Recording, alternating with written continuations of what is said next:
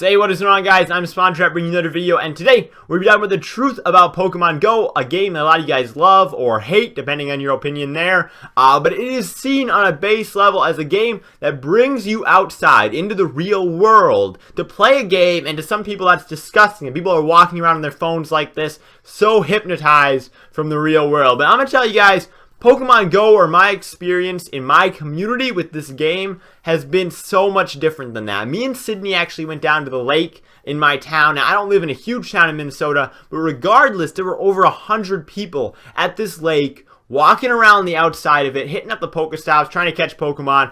There were lures down, all sorts of the Pokestops. It was crazy, and it was great to be surrounded by so many people, all trying to do the same thing as you, all with, this common idea in mind. And I saw people from so many different ethnicities, so many different groups, people even from the LGBT community, people who are, of different races than me. They were all out there playing this game. People of different sizes, different ages. You get the idea. A whole bunch of people that are truly Americans in the fact that they are from so many different places, all brought together to play Pokemon. Not all of them even played Pokemon as kids. Some of them, Pokemon was something that they were just trying because they heard this game was cool, and they were out here trying it, and they were trying to learn it in that fashion. I've talked to more than one, multiple of these kind of people out there. They are friendly people, and the truth is that it's so much different than playing an online multiplayer game. People talk about Halo 2, and people always say, man, Halo 2 was one of the best online FPS. Is one of the best FPSs in general,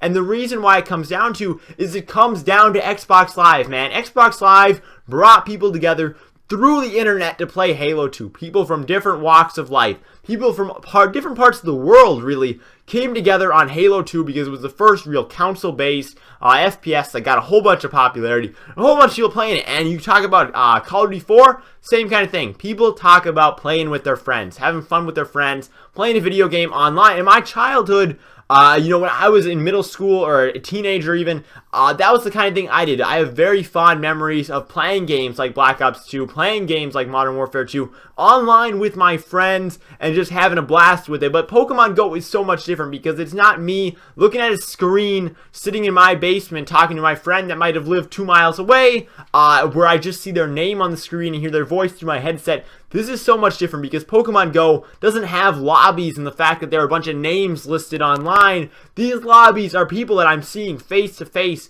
at real world Pokestops, at real world places, and that I can meet from a whole variety of places. And the best thing of all, these people are in my community. I will see them again probably. I might come across them at Target again.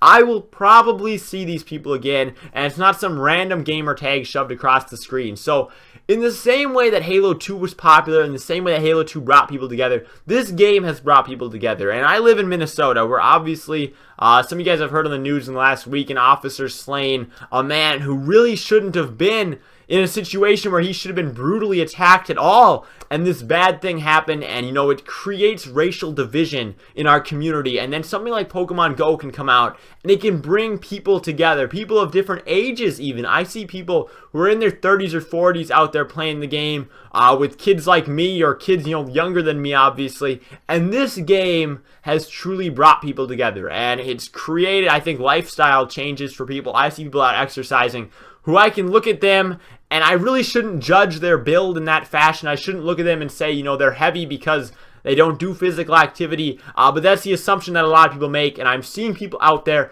who are getting exercise who otherwise wouldn't have got exercise. And obviously the critics will say it's disgusting that virtual Pokemon in our phones had to bring people outside, had to bring people together in this fashion. But the truth is, it may not have happened otherwise, and I really have a lot of respect for Nintendo and Niantic for making this game, and despite the many flaws in it, and the many things that are later to come in updates and need to come, like such as friends lists, obviously, those things are going to come, I'm sure, eventually. And this game, it deserves to be insanely popular, and it deserves to have your time to play it, I really do think. And even if you don't live in the most urban area, I can understand why that can be a complaint, but I really do think that this game will bring people together as it has been bringing people together. I really don't think the critics should be mad about this game. So I'm SpawnTrapped. Thank you guys for watching. This has been a little bit of a rant, but hopefully you guys enjoyed it and got something out of it. I will see you guys in the next video.